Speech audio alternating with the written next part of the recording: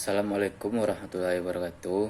Nama saya Jody Abranto, MPM 18/10/558. Di sini saya akan mempresentasikan materi yang telah diberikan di Google Classroom, Hukum Perdata Internasional kelas J. Baiklah, yang pertama yaitu definisi Hukum Perdata Internasional. HPI merupakan bagian dari hukum nasional. Istilah internasional dalam HPI tidak menunjuk pada sumber hukumnya, melainkan hanya menunjuk pada fakta-faktanya, materinya, casus positi, itulah yang bersifat internasional. Karena ada unsur-unsur dari luar, unsur luar negeri, unsur asing, foreign, elemen, inilah yang menjadikan hubungan-hubungan tersebut menjadi internasional. HPI adalah hukum perdata untuk hubungan internasional. Poin yang pertama, internasional dalam HPI bukan berarti sumber hukum HPI adalah internasional. Berikutnya, sumber HPI. Sumber HPI adalah nasional belaka. HPI merupakan bagian dari hukum nasional. Poin yang kedua, tiap-tiap negara yang merdeka dan berdaulat mempunyai sistem HPI-nya sendiri. HPI Indonesia merupakan sistem hukum nasional Indonesia. Yang ditekankan di sini adalah perbedaan dalam lingkungan kuasa tempat dan soal-soal serta perbedaan dalam sistem suatu negara dengan negara lain. Artinya adanya unsur-unsur negerinya, foreign element, unsur asing. Persoalan dalam bidang HPI merupakan persoalan-persoalan perdata sehari-hari, tetapi menjadi ciri khasnya adalah adanya unsur luar negerinya yang turut ambil bagian dalam persoalannya.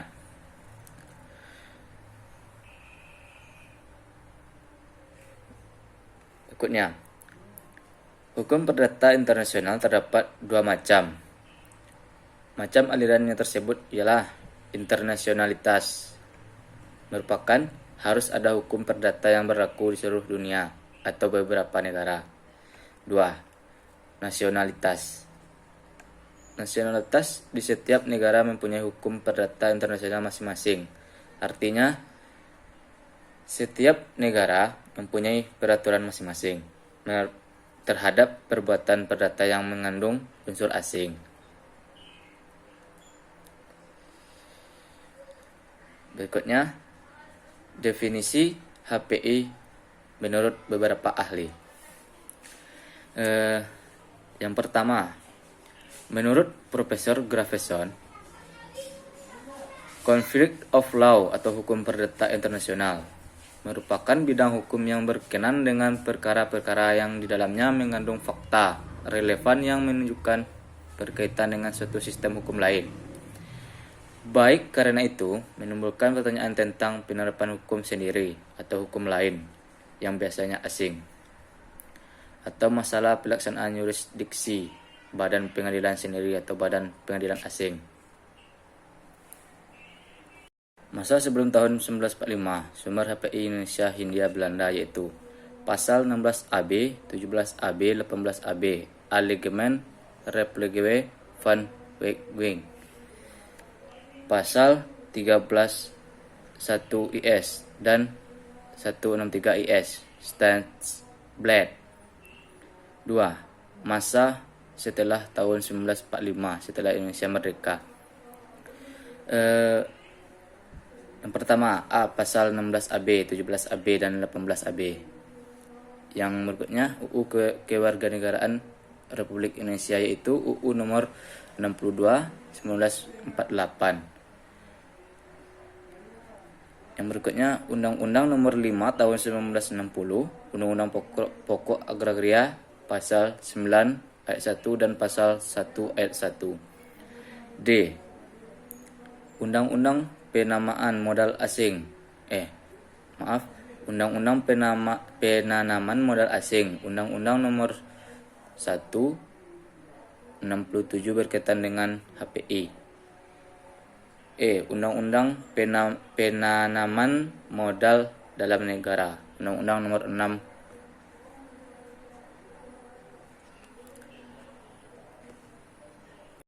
Tahap ketiga, pertumbuhan asas teritorial abad 11 sampai 12 di Italia. Pertumbuhan asas genealogis sulit untuk dipertahankan. Diakibatkan struktur masyarakat yang semakin condong ke arah masyarakat teritorialistik. Seluruh wilayah Eropa. Keanekaragaman sistem hukum lokal kota-kota ini didukung dengan intensitas perdagangan antar kota yang tinggi, sering menimbulkan persoalan yang mengenai pengakuan terhadap hak asing di wilayah suatu kota. Dalam menyelesaikan masalah ini, untuk menjawab perselisihan tersebut dapat dianggap sebagai pemicu tumbuhnya teori hukum perdata internasional yang dikenal dengan sebutan teori statuta di abad ke-13 dan sampai abad 15. Berikutnya tahap keempat. Perkembangan teori statuta yang berdiri dari perkembangan teori statuta di Italia abad ke-13 sampai 15. Lahirnya teori statuta dipicu oleh gagasan seorang tokoh post-Castor yang bernama Accursius, yaitu bila seorang berasal dari suatu kota tertentu di Italia juga sebuah kota lain, maka ia tidak dapat ditentu berdasarkan hukum dari kota lain itu karena bukan subjek hukum dari kota itu. Berikutnya tahap kelima, teori hukum perdata internasional universal abad ke-19. Tokoh yang mencetuskan teori ini adalah Friedrich Karl V. Savigny yang berasal dari Jerman. Pemikiran Savigny ini juga berkembang setelah didorong oleh pemikiran tokoh lain yang juga berasal dari Jerman, yaitu C.G. von Watzer, yang mengkritik bahwa teori statuta Italia dianggap menimbulkan ketidakpastian hukum. Watzer berasumsi bahwa hukum interforum hanya dibuat untuk dan hanya diterapkan pada kasus-kasus hukum lokal saja. Karena itu kaidah perkara hukum perdata internasional, forumlah yang harus menyediakan kaidah hukum perdata. Materi berikutnya yaitu teori kualifikasi. Yang pertama, teori kualifikasi berdasar Lex Fori. Tokoh Franz Kant, Jerman Martin yang berasal dari Prancis. Kualifikasi harus dilakukan berdasarkan hukum pengadilan yang mengadili perkara, Lex Fori, sebab kualifikasi adalah bagian dari hukum intern sang hakim. Alasan Franz Kant melakukan kualifikasi berdasarkan Lex Fori adalah A. Simplicity. Apabila perkara dikualifikasi berdasarkan Lex Fori, sudah barang tentu hakim yang menyandingkan mengerti betul tentang hukum dan hukum mana yang akan diberlakukan terhadap perkara yang dihadapi. Berikutnya, certainty. Orang-orang yang berkepentingan dalam perkara pada umumnya secara garis besarnya telah mengetahui sebagai peristiwa hukum apa perkara dan nanti akan dikualifikasi oleh hakim. Martin menambahkan alasan lagi kenapa kualifikasi dilakukan pada dasar Lex Fori, yaitu bahwa seseorang hakim telah disumpah untuk menerapkan dan memelihara dan menegakkan hukum sendiri dan bahkan hukum asing manapun.